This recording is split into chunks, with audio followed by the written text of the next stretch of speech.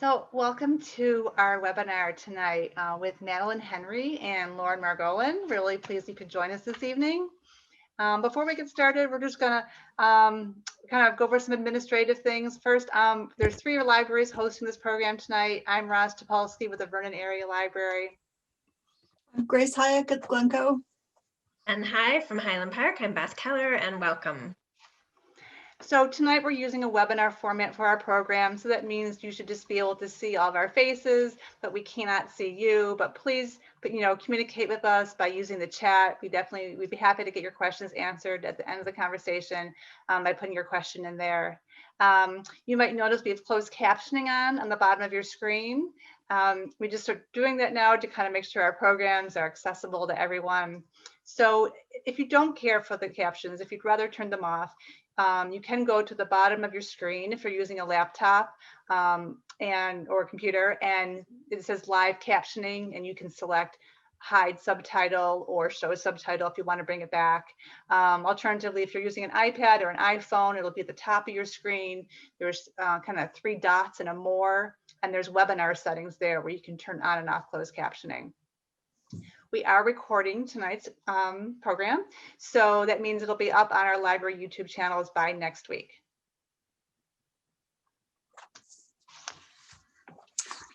My turn? Yeah. Okay. I'd like to remind everyone that the Love Proof is available for purchase through the Book Bin, the wonderful independent bookseller in Northbrook. A purchase link is in the chat if you'd like to use it, or you can borrow it from your local library. Tonight's conversation with Madeline Henry will be moderated by Lauren Margolin. Well known as the Good Book Fairy, Ms. Margolin has made a career out of her love of reading and learning. She facilitates book discussions, speaks at civic and community events, and blogs about books at goodbookfairy.com. Thank you for taking this role in our event tonight, Ms. Margolin. I'll let you take it from here. Great. Okay, so we're going to start now. First of all, thank you to all of the libraries that are hosting this. It's always lovely to get authors to the public to hear their story. And of course, I greatly enjoy it as well as an avid reader. So Madeline is the author of 2 novels. Her second novel, which is the one we are going to talk about tonight, The Love Proof, is having its 2nd-month birthday tomorrow. So happy 2-month birthday. Her first book was called Breathe In and Cash Out, and that came out, I think, July in 2019 or August 2019? July, yeah. Okay, great. So The Love Proof was selected by the New York Times as a new and noteworthy book and has been featured in the Washington Post, the New York Post, Parade, and several others. It is really a great and different story than something that you imagine it's going to be. It's got a lot of depth, a lot. Love Proof, I wore hearts because yes, love is a big theme in the book, but it is also a much deeper story. So I just highly recommend it if you haven't read it. And I will do my best to avoid all spoilers so that you can kind of go into it a little bit more open-minded. So before becoming a full-time author, and are you a yoga master or a yoga artist? What is your? I think it would be the most yoga mindset would to always be a beginner. So I would never say I'm a yoga master, but I've done a lot of yoga in my life. Okay, so she's just like a yoga guru. And she worked directly out of college from Yale in 2014. So you guys can figure out how young she is. It's amazing. So she, right directly when she graduated in 2014, she went right into Goldman Sachs as investment banking. And you all know those kind of stories. So that kind of is what her first book focuses on, which we'll talk about in a quick sec. So anyone who's seen a Good Book Fairy interview knows I always ask about fun facts. And Madeline shared with me that she lives in New York City and that her and her fiance love to travel and that their favorite trip so far was hiking in Argentina, which just sounds absolutely glorious. And this one I was like really happy to hear. She performed sketch comedy in a college troupe called Outside Joke, which is a great name. So obviously knowing that we can gather some of your personality, that you were able to just put it out there and have fun with it. So we love knowing that about you. So thank you for those fun facts. So Thank you for asking for them. I loved that. That was very fun. yeah, it's always, you should, so over the years, there's been some doozies, but yours are so good. They're just good and basic. So your first book deals with a female investment banker who graduates from Princeton, goes to work at a big firm, but has this dream of opening a yoga studio, which is kind of similar, certainly doesn't mirror you, but it certainly relates to the path you took when you left Goldman Sachs and, started your practice in yoga. So that follows the premise about write what you know. So what was it that made you turn to something like the Love Proof, which has a lot of science and a lot about love in it? Great question. And before I answer it, I would just like to say thank you so much, Lauren, for being here with me tonight. I'm so excited for this conversation, and I follow you on Instagram. Pleasure. I'm a big fan. So thank you so much. Thank you. So wonderful question.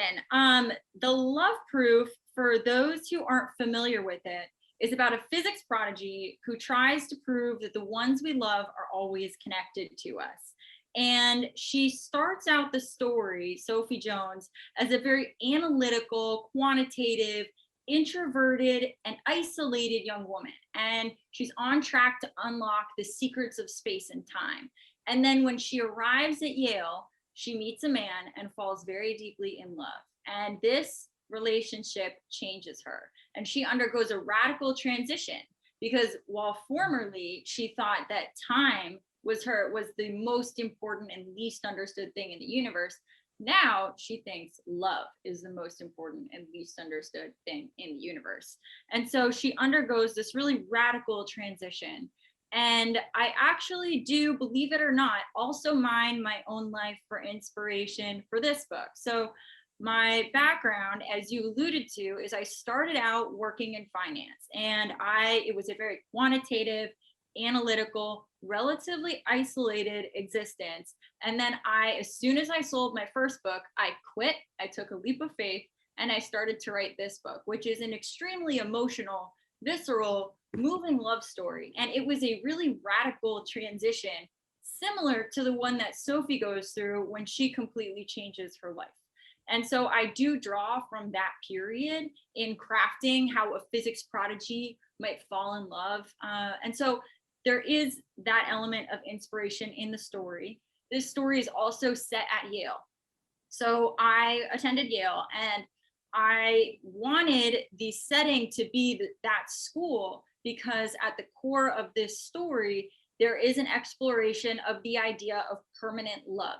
And so I thought it would be wonderful for the setting to echo that. And Yale is a place where change is less frequent, like most people's colleges. It honors traditions. And so I do draw from my own life, but not as directly for this story. Okay. So at the beginning, when we first meet Sophie, we understand that she goes to school wanting to talk about seeing time. And that to me, science and math, that's not my thing. I'm all about, the language and arts. And so I thought, wow, can you see time?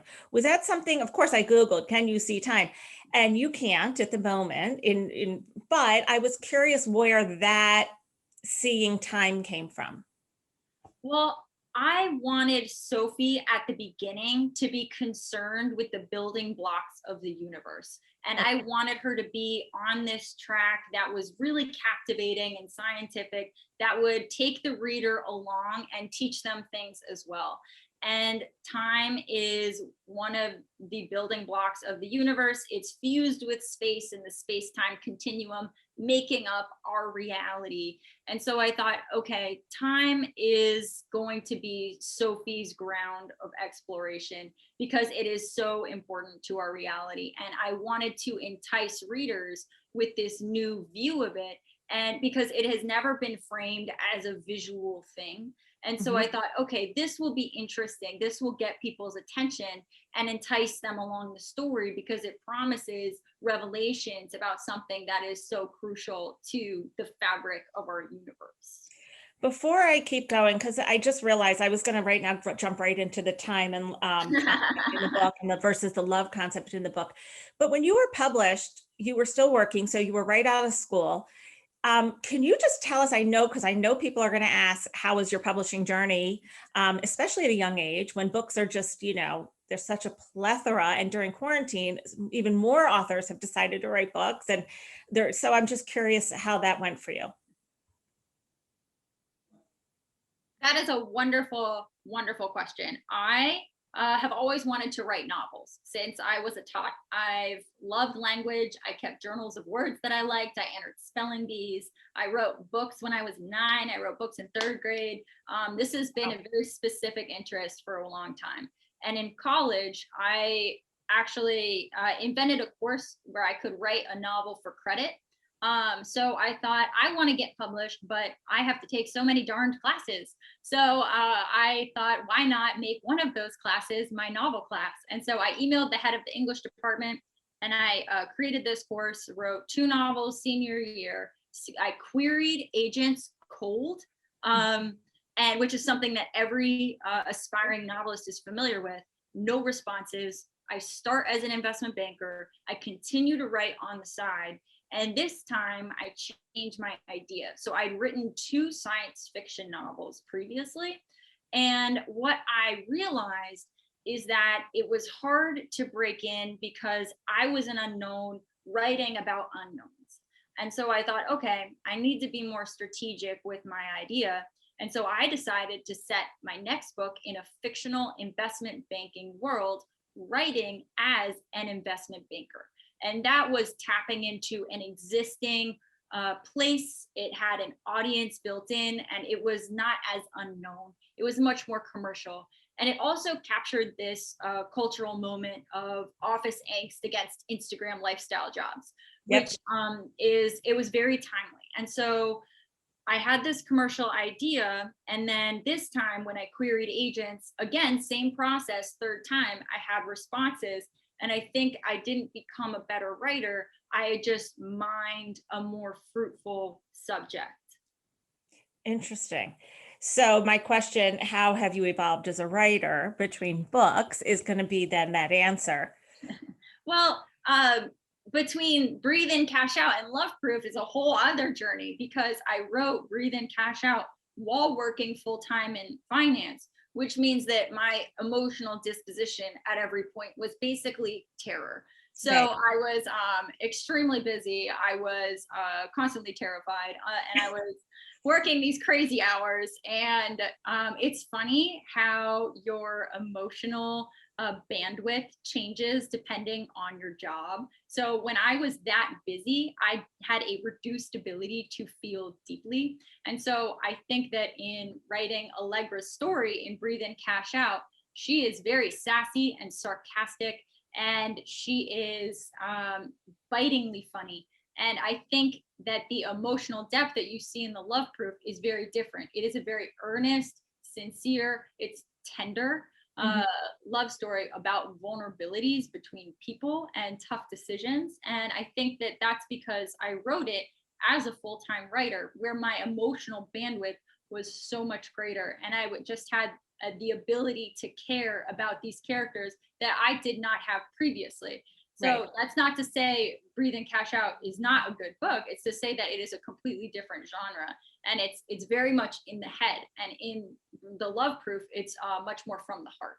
And so, is science fiction one of your genres that you wrote too? Like, is that? I mean, if you can write, you can write. Is that something that you're thinking to entertain, or is that? I mean, if the 2 you wrote in college, and this certainly doesn't. It's funny, if you look on Goodreads and how people categorize it, sci-fi is one of the things. And I think there were 4 users. I was like, what? Like, this is not sci-fi, but this is science.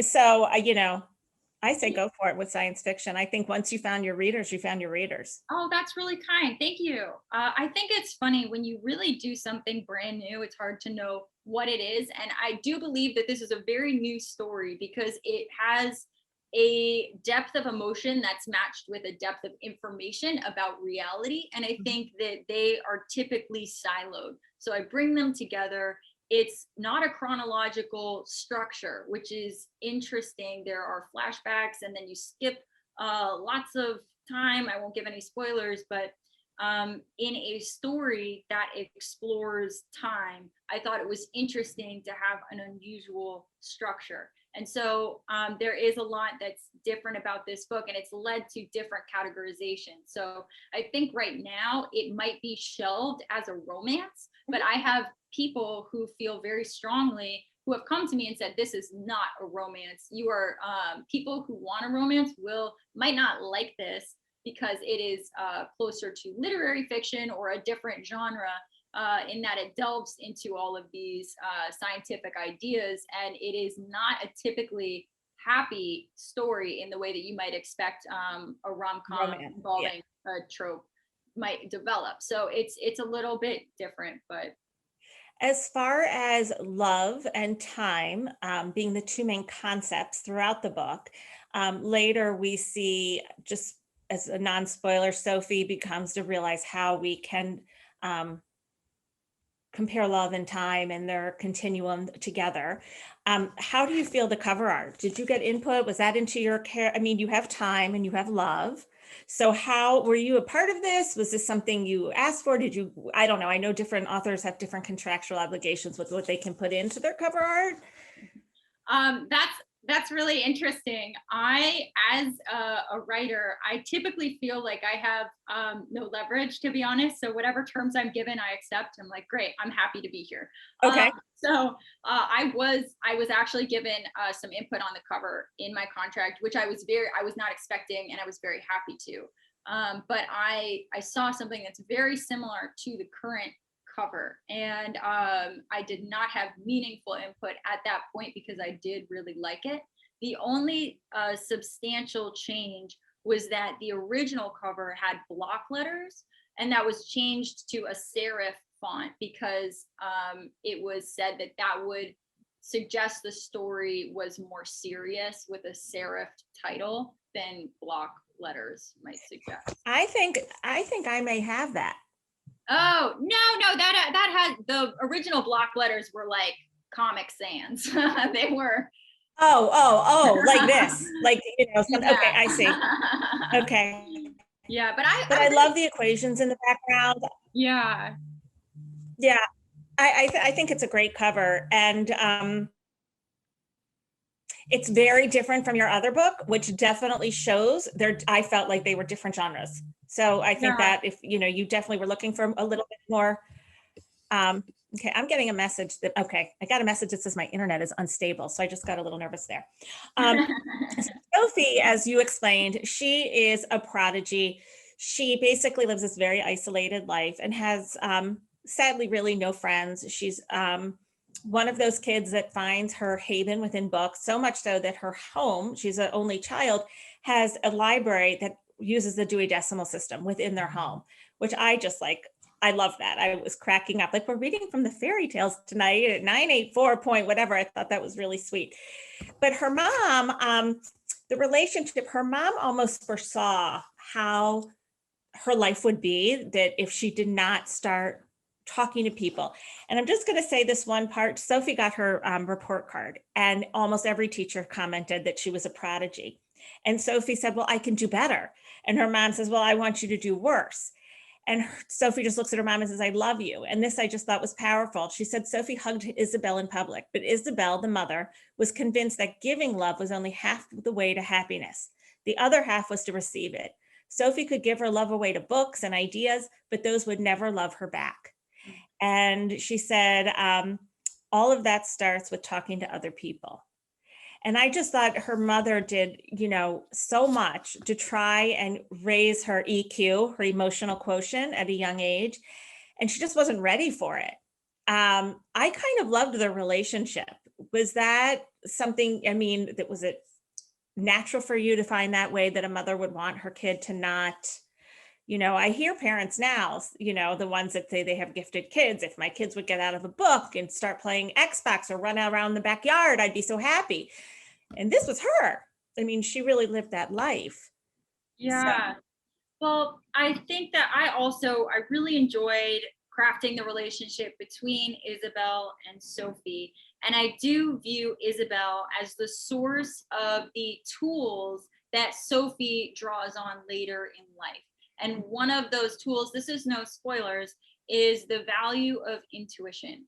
And so this is something that has been important to me personally that did show up in my writing. And I think that it's an idea that I got from yoga. So I started practicing yoga in my 20s while I was working in finance. And I found that for the first time, I was creating space for nothing in a very busy schedule. And in that space of nothing, I was able to hear my own inner voice in a way that I hadn't before. And I really fell in love with yoga. It was very transformational for me because it was the opposite of all the messages that I was getting in my daily life and finance. So for the first time, I was hearing do less, slow down, listen to your body, be calm. And I did hear my intuition. And so I think that some of the lessons that I learned from that place in my life come out in Isabel in moments like that and throughout the book. And they teach Sophie the lessons to be a more balanced and connected person. So I am drawing from things that I've learned and I'm maybe talking to a younger version of myself through an older version of myself, Isabel to Sophie. I love how nurturing and warm and permissive their relationship is. It's a really beautiful thing that came out, and I'm very happy with that. Yeah, you can give kids as many tools to fit in a toolbox, but if they don't, it's their choice whether or not to use them, or they have to use them when they're ready. I did find later on in the book, when Sophie's very upset, she calls her mom, but she hangs up quickly because she knows her mom's going to ask the questions that are going to break her. And I feel that that's true with a lot of mother-daughter relationships, because your mother, they're wiser. They've been through this stuff. They know stuff. And I also just wanted to comment, your use of time was so ever present within the book that little things when Sophie shows up late to class and her professor says, this is a class on time. You know, there's so many references to time in different nuances that didn't go unnoticed, at least by this reader. So they were peppered throughout, and I appreciate that. I really like that. Thank you so much. So as far as intuition, whenever Jake, her boyfriend, Sophie's boyfriend, Jake Fitzpatrick, says, I love you, she says, I know, which is a sign of intuition. Was that why you chose to have that little love way of saying I love you to each other, that she never really said it back? She always just said, I know? Thank you for asking that. So in Jake's and Sophie's relationship, they do have this refrain where he says, I love you, and she says, I know. And I think that there are a couple of layers to that. And one of them is definitely the idea of intuition, that she has the answers inside of her. And this, no spoilers, this becomes important to her as she is the only one who believes something later on, and she has to decide whether or not she's really going to trust herself. And I think that the second layer to that is I wanted to craft Sophie as a true genius and prodigy, and not just a genius of the mind, but a genius of the heart. She can empathize, sympathize, show incredible compassion. She has incredible tenderness and emotional depth. And so in saying, I know, it's to reinforce this idea that she has the answers. And then over the course of the book, she does come to more significant conclusions about space and time, about love. And so the setup of she knows is, in my mind, letting credibility to her throughout the book that Sophie is the one who knows. She does know. Yeah. On day one, Sophie meets Jake and they have this immediate connection. Do you believe in that immediate connection you can have with another person? I know in one part of the book you talked about the particles or something having a pair, a match. I don't remember what the word was, but everything has a match in science. And they found it, and they had this like visceral reaction to one another when they were, one was on a balcony, one was on the ground, but they knew. Do you believe in that? Absolutely. I absolutely believe in very deep connections that you feel instantly. And it's not just pheromones and it's not just biology. It's filled with intricacies. And I've definitely felt that in my life. And I'm sure everyone else on this call has felt that as well. And I think as important as that idea of resonating deeply with someone when you meet is in this book, there's a related idea, which is extremely important, and that is that people stay with you when they are not there. And so that was the original idea when I started to write this book, was I wanted to express this emotion of people can leave your life, but they will not leave your heart. And it's related to the line by E.E. Cummings, I carry your heart with me, I carry it in my heart. And the line by Rumi, goodbyes are only for those who love with their eyes, because for those who love with heart and soul, there's no such thing as separation. And so I do believe in a connection, that's not just intense when you meet, but a connection that lingers after that person is gone. And that was my original intent with the book. I wanted that feeling to just bleed out of the pages. It's in the opening quote by Victoria Erickson when you open the book. Oh, yeah.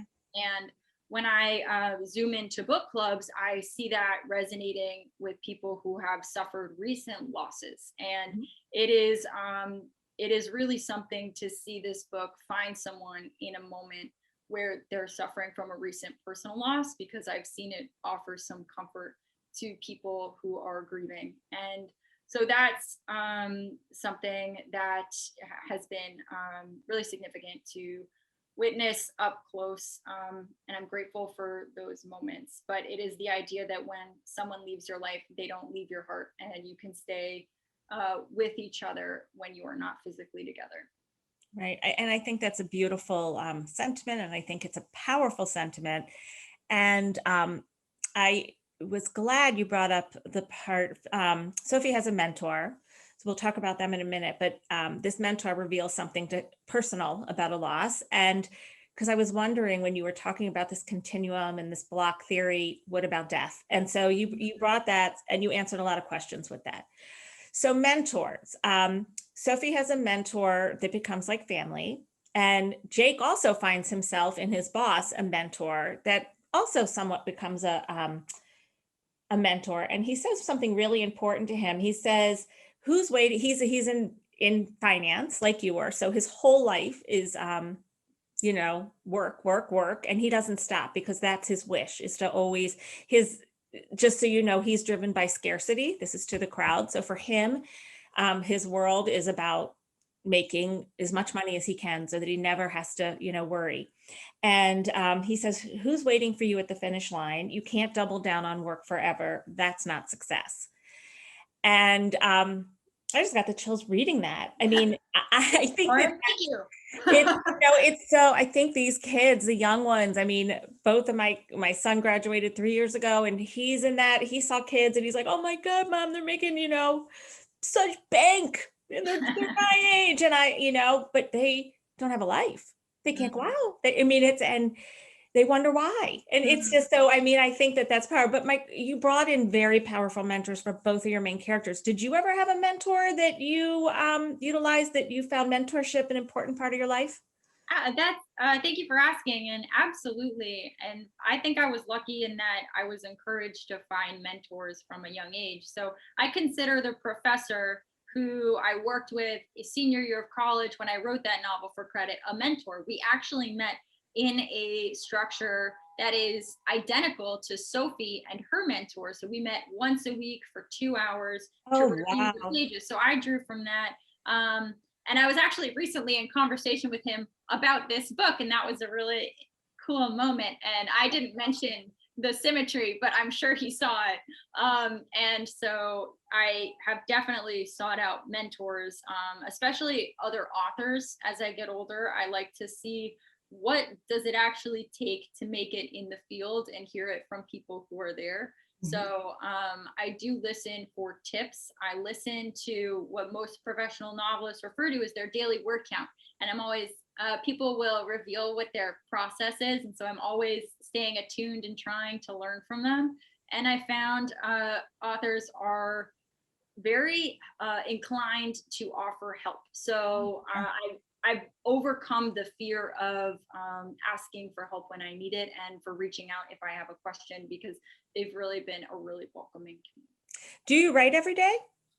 I do, yes. I think that I try to write at least 1,000 words on whatever story I'm working a day. I work starting first thing in the morning. I have my best energy in the morning, and I try to hold regular office hours and treat it like a job. And that's my main process. So Stephen King says the hardest part of writing is right before you start. What has been the hardest part for you? That's an interesting question. The hardest part. I think that it's a fact that no matter who you are and what you write, there will be people who don't like it. And I think that dealing with that emotionally was probably the hardest part, because it takes so much optimism and self-belief to undertake a novel and then finish it. It's insane. And it's always, it's even longer than you think. You know it's going to be a long time, and you've done the inner work to make it there, and then it's even longer. And so to have that self-belief, to make it to that point and then to go out into the world, it's very interesting, because no one who reads it wrote it meaning that they don't have any attachment to it. And Right. so it's just, that was the hardest part, was getting bad reviews for the first time. And I think I've really learned from that. And so what I've come to in order to cope with that is, I think, one, is there anything that I can learn from this? So this is my response. And is there anything I can learn from this? And then if there is, then I learn from it. And if there's not, then I don't. And then I ask a second question, which is this person in my target audience? And sometimes people don't like, so the love proof resonates best with older people and who may or may not have had a significant loss in their life. And it resonates least well with college students. And I've realized that's because that is an invincible period in one's life. And this is a really tender book that addresses some of the more humbler moments of loss and dealing with your own fragility. And so when I see it not resonate with that age group, I think, okay, that makes sense. And that's easier for me to deal with. And then the last part of coping with that is recognizing that it comes down to a battle of wills. And a down vote is one will, and then your own vote is another, and one person will win. So that's obviously there's authors that don't even read the reviews. They've just said it's not worth it. I did an interview on Saturday, and the author said, I mean, she's New York Times bestseller. She wrote, if I get a 1, I am confident enough that I don't care. Like that I just, 1 or 2, I just, they don't get it. She goes, a 3, that's what kills me. You know, the 3's that like, why? Like, so it was just an interesting way to look at it, that 3s were way worse for her than the 1. So I do think that's something, you know, that's got to be tough. I can imagine. Sophie is a minefield full of brilliance, and you chose to keep her dressed in, she kind of reminded me of like still wearing justice clothes, like, you know, with little flowers and roses on her shoes. And even though that can be trendy for the teen set, it just was still very juvenile, as well as, I mean, her food choices and my food choices are kind of similar, but I am going to say they're quite childlike. You know, what's your favorite food? Donuts. I mean, so can you talk to that imbalance there of her brain? Absolutely. So I chose to have these juvenile details to Sophie for a specific reason. And it actually goes back to college when I took a course called Unpacking the Nature of Genius. And this was an unusual seminar taught by a member of the music school, where he took a group of people commonly thought to be geniuses, and then he looked for the traits that were shared among them. And this was a group of Leonardo da Vinci and Mozart and Isaac Newton. Wow. And one of the traits was a childlike sensibility. And so if we think to Einstein, we remember the iconic pictures of playfulness with his tongue out and his childlike wonder of the universe and trying to understand it. And Mozart, he would play juvenile jokes on his colleagues. And so he found these childlike instances with all of these geniuses. And that really stuck with me because it was so counterintuitive. And so with Sophie, I was very intentional about making part of her childlike. And so she has these beaded designs of animals on her clothes. She has roses on her sneakers that are very whimsical and girly. And she has this incredible sweet tooth, which is just a level beyond anything that's really desirable for an adult. And so that is to underscore the nature of her as a real genius. Interesting. Jake, I have a couple questions. So Jake at the beginning, this is like right at the very beginning, but so I don't think I'm giving a spoiler, but he does run into his dad that he's been estranged from for 5 years. They don't say anything. When Jake becomes successful, I was really expecting the dad to come back. Was that ever an idea in your mind? Yes. I was waiting and waiting for it. I'm like, yeah, you know what? I thought because he had money, he'd want to come back to him. Right. Well, I did think very seriously about that, but I decided that I wanted Jake's dad's defining trait to be absence. And so I think that because that was so influential on Jake, to not have him be there was his essence. It was his impact on Jake was his dad was not around. And so that is why he did not come back in the end. And however, I am thinking about a sequel. And so I think that there is opportunity for the story to get more interesting with that relationship, but not in this book. Okay, that was one of my follow-up questions. Will we see any of these characters again? There were some left, even Jake's mom and her reaction to Sophie. I mean, there were a lot of things I wanted. Why was the reaction like that? I mean, we can all imagine why, but of course we want to know what your reason is. You're the story crafter. So, that was kind of there. So yeah, I'd be happy to see them again. Where for someone like Jake, and you probably saw this in your career, even in your short time there, are there people that it's just never enough and they'll just keep going and going and going? Absolutely. But I think that applies to every field. I think that it's not just people in finance who reach a certain goal and find that it doesn't sate them. I think it's in every field, and there are extremely competitive people who write love stories and I find them. They're in my world. So I think that it's not just a finance thing. I think it's the nature of being human. Well, maybe this is more Jake and his dream to have everything. Sophie's wanted to know everything and Jake wanted to have everything. And that was, they both had these big lofty goals. So that's kind of. Yeah, I think that finance is an interesting field because you can be rewarded beyond your wildest dreams and have it have nothing to do with your ability to connect with other people. And I think that that's really interesting. And I mean, in my short time that I was in finance, I did notice that there was no reward for connection, and it was not something that was being cultivated. And so when I left the field, I wanted to write something that was rich with all of the things that my life previously lacked. So heart and soul, and the importance of connection to transform and nourish people. And it was very reactionary to my experience until then.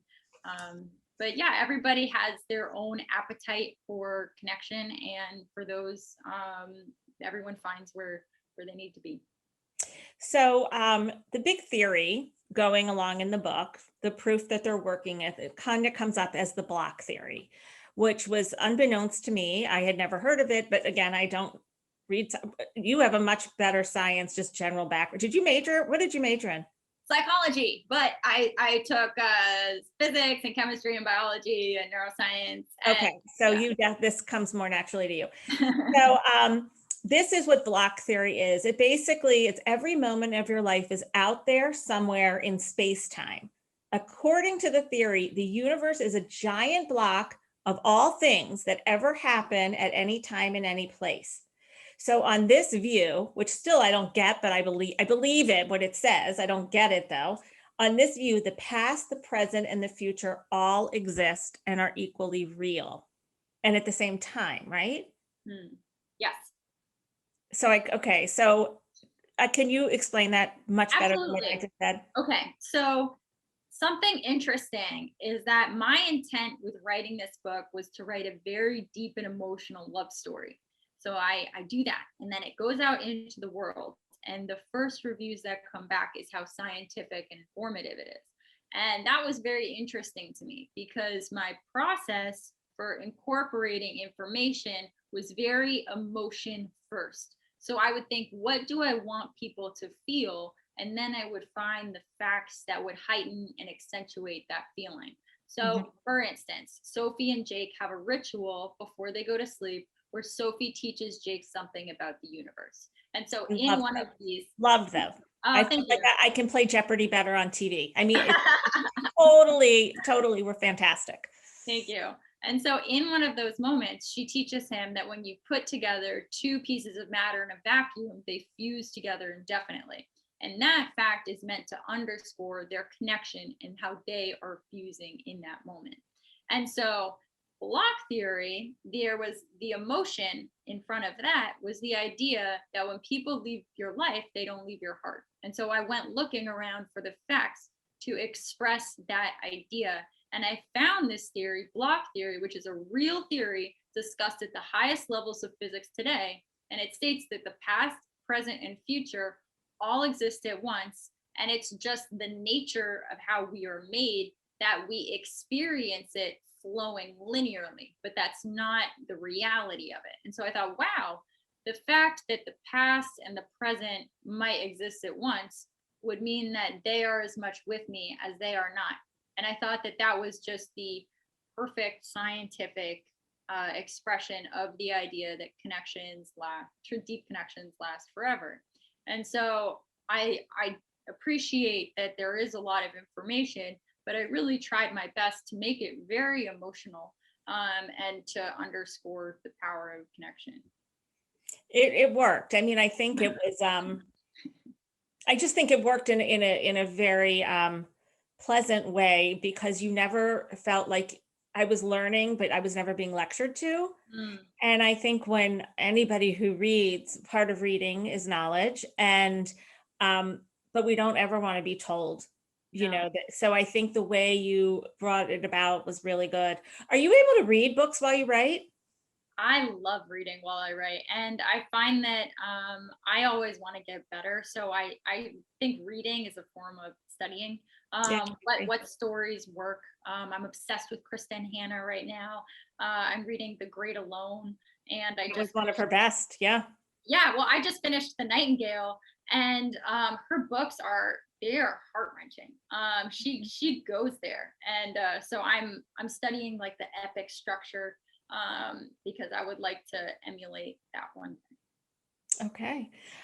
We have a question from Lewis Goldman. He says, can you recommend a good book for a layman on a broad range of physics topics? Sure. How about Astrophysics for People in a Hurry? I think it's by Neil deGrasse Tyson, and it gives an overview of a lot of really interesting subjects in the field for people who don't have a lot of time. Right. Well, that says it right in the title. Yeah. So hopefully he heard that, or maybe someone can type that into the comments. Yeah. That's let me see, was there anything in the book that was edited out that you wanted in? Ooh, not that I wanted in, but there was definitely a lot that was cut. I would say at one point, a third of it was cut down to its current size. Yeah, a lot was edited out. I'm trying, how many pages is it? 304. Yeah, this version's this is 276 with your acknowledgement. So yeah, wow, 304, but that's a good amount. I like that.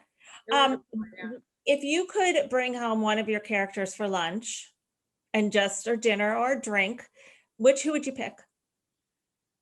Wow. That's an fascinating question. I would pick Isabel because she is a source of so much wisdom in the book. I would just want to absorb all of her lessons. Wow, that's a good pick. You know what, I wanted to picture, I would love to picture her better. Like she was just like this Isabel, like she just worked so well. Yeah. You know, her relationship with Ronald was so different too. You know, there were a lot of different good relationships to look at. Hmm. And your ending, was that always the ending? It actually was not. So I had a darker end at one point, and I sent it in to my agent, and she said, "Do you really want to do this?" And we made it feel better. Okay, well, that's fair. I liked the ending. I thought it kind of like brought it all together. Could you cast this for us? Oh, absolutely. So I would cast in the role of Sophie, young Sophie, Dakota Fanning. And that is because she is very youthful in appearance. She has that bright blonde hair. She's all the appearance boxes checked for Sophie. And she has this otherworldly element to her. I think that because of her roles in Twilight. And Sophie, Ethereal, just that exactly. And Sophie, as a physics genius, I'm often talking about her having a supernatural presence, and there are allusions to Alice in Wonderland and this not quite real element about her. And so I think that Dakota Fanning captures that to an extent. And I think for older Sophie, I would cast Meryl Streep because she has the stature and the composure of someone with the legacy that Sophie ultimately has. And also I want it to be a big movie, so got to get Meryl in there. And yeah. I was thinking more Glenn Close, but I'll take Meryl Streep. That's a great, well, I think, was she in Fatal Attraction? I only remember Sharon Stone from that. Oh, yeah. But she may have been. Right. Okay. So, and then for Jake, I would cast young Jake would be Dylan O'Brien, and he is the star of the Maze Runner movies. Oh, I like those movies. Yeah. So he has this very driven aspect to him, which is similar to Jake, and he has the sharp jaw. And so I see a lot in common for them. And then for older Jake, maybe Hugh Jackman. I don't know how he would compare to the kid though. Yeah, that's true. But I care more about matching to Dylan than to matching to Hugh. So yeah, that's right. I would too. That's interesting. Do you use that when you, I saw Jamie Benner today, her new book Blush comes out, I don't know, in late summer. And she posted on Instagram all her vision boards of what her characters look like. And they were all famous people. Oh, interesting. And I've seen couple others do that, but I wonder when you're writing, because I know most of us read as a movie in our head. So I would imagine writing it would kind of be the same, or no, is it? You know, I actually have changed. So when I was writing Breathe In, Cash Out, my mom actually made a vision board of who. Yeah, she's very supportive. She's amazing.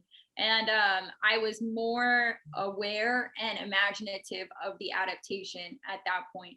At this point, I've really let that go. I think that I write to make a great book more than a great adaptation. I care a lot about the language. So I really tried to write the Love Proof with really beautiful prose, really lovely turns of phrase, and I cared a lot about the actual language, which is something that might be lost in an adaptation. So I pay more attention to the actual book. Well, I appreciate it. What is your favorite word?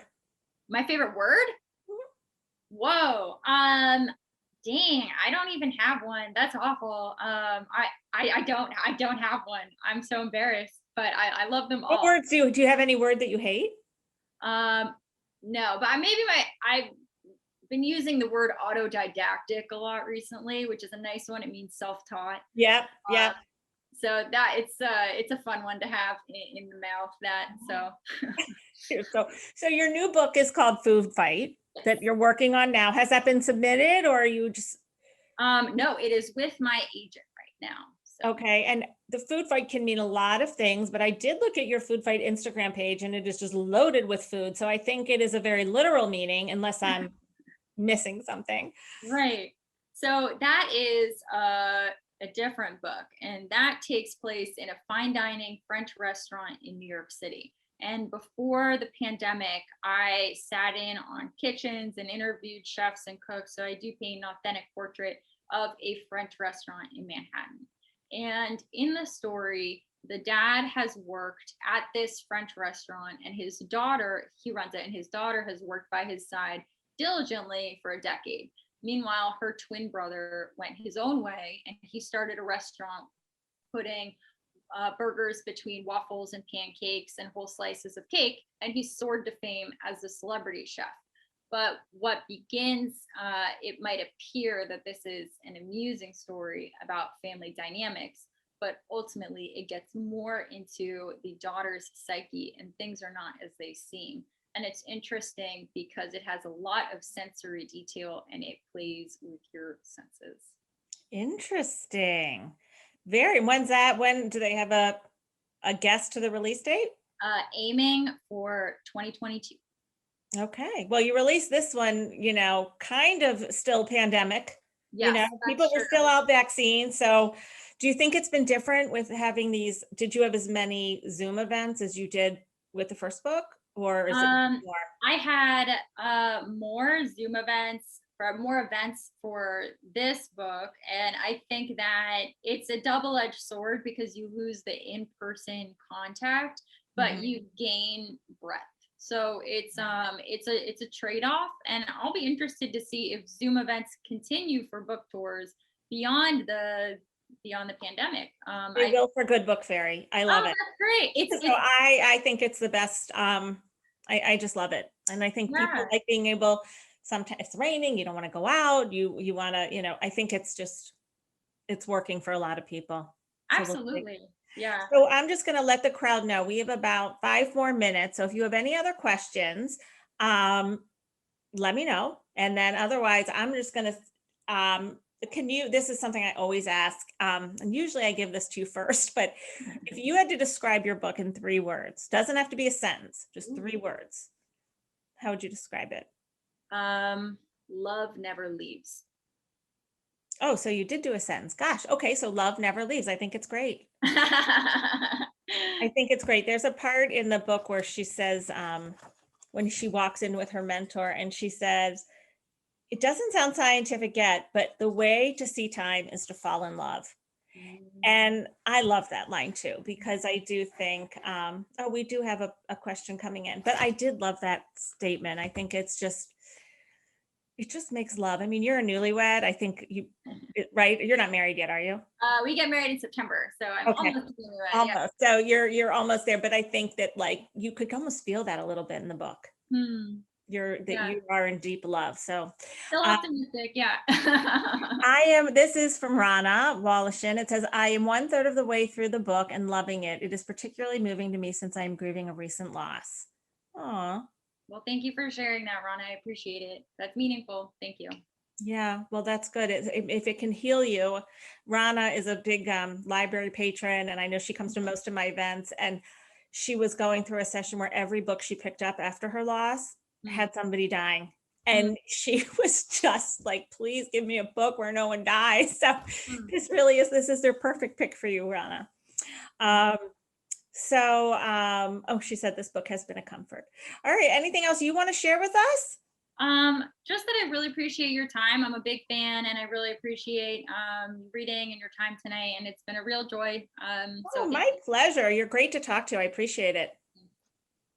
Madeline and Lauren, thank you so much for the wonderful conversation. Madeline, I love the sentiments that you shared about the book and your sentence that love never leaves. And that's so touching. Lauren, we love your thematic wardrobe that you wore tonight and all the great questions that you asked. I want to remind everyone that if you have additional questions, please drop them in the chat box and we will get to them. While you're doing that, I also wanted to point out that thank you to the Book Bin for partnering with us. The Book Bin's located in Northbrook. There is a link in the chat box to purchase the Love Proof. So you can find the information there. And also to remind everyone that we are recording the program tonight. You can find it on your library's YouTube channels early next week or sometime next week. Again, we put the link to the book bin in the chat box, so you can copy that into your browser and purchase a copy of Madeleine's book.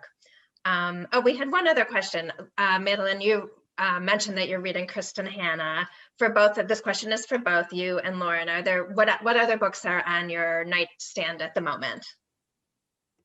I just looked at my nightstand and I saw Devotions by Mary Oliver, which I loved. I just finished it before the Nightingale.